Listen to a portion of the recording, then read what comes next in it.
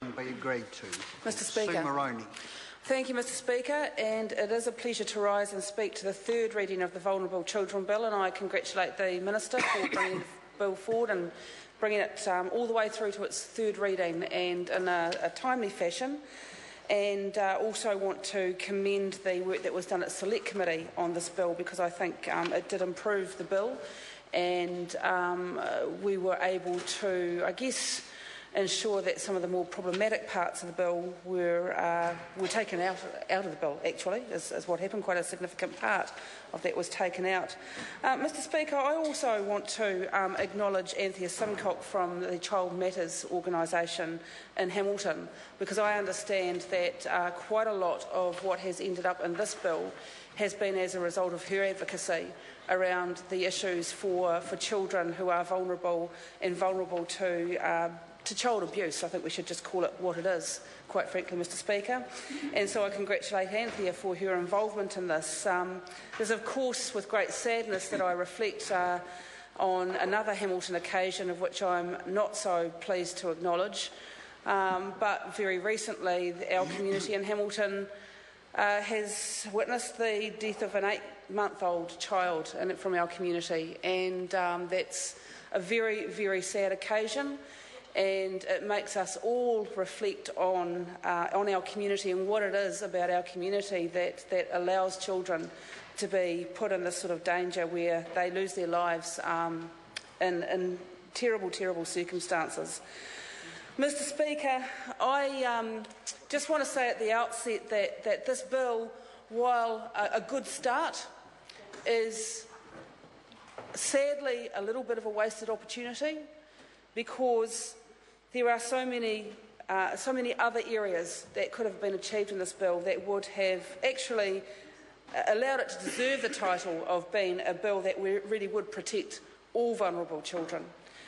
And while there are some very useful measures that will regulate and make it safer for children who are being cared for in the services that are provided by the paid workforce, we do know in New Zealand, very sadly, that the majority of child abuse cases and child deaths due to abuse happen not by people in the paid workforce, but by those who have relationships with those children where they ought to be a loving relationship, where they ought to be a protective relationship, and instead have turned out to be abusive relationships.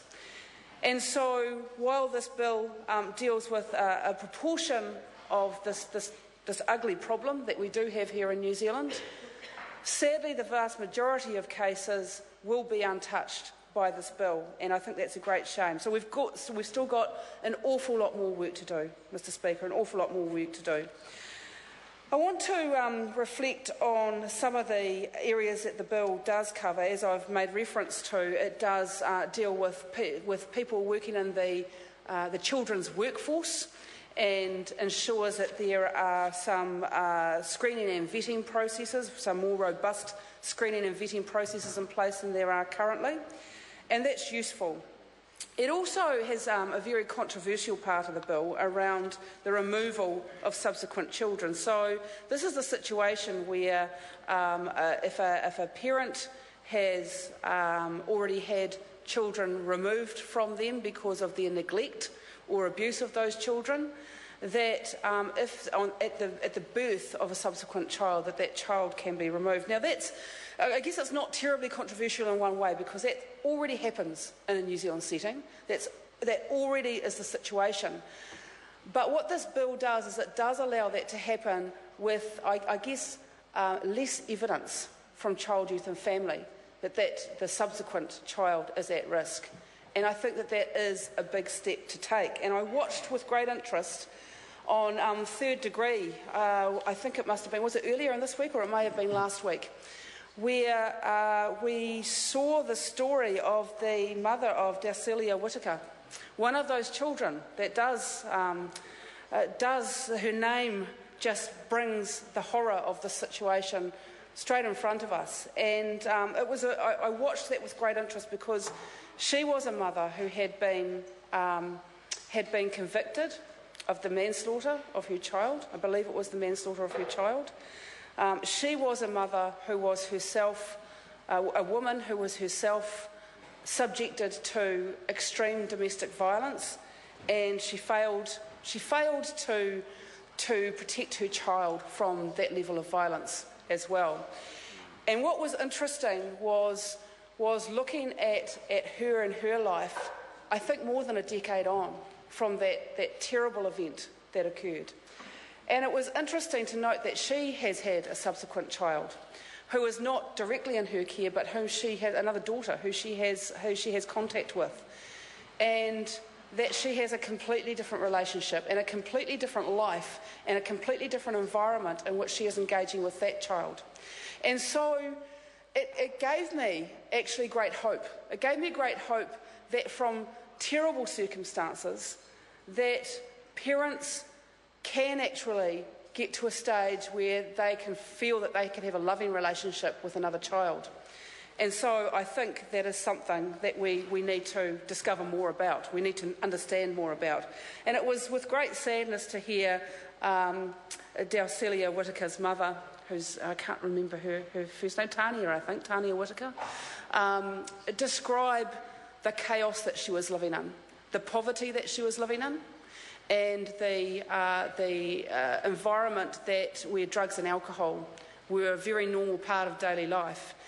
And I do believe that until we get to those root causes, until we address those issues, and in particular get really serious in this country about the domestic violence, because that was very much a part of this story, then we will not be able to protect the children like Dalcelia Whittaker in the future. And so I think that's the challenge that we still have in front of us. And the provisions in this bill to remove subsequent children are not really the answer that we need to get to in this country. The answer we need to get to is to have those children born into a loving environment where they have the resources necessary, where they are not living in poverty, and where they have the ability to sustain a loving family environment. And that is going to take more than this bill. And I think the Minister's already acknowledged that, and I applaud that. But let's not kid ourselves for 1 minute. Unless we deal with the issues of poverty, and we actually confront those, and we acknowledge it, we will not be able to deal with it. And I'd say exactly the same about domestic violence.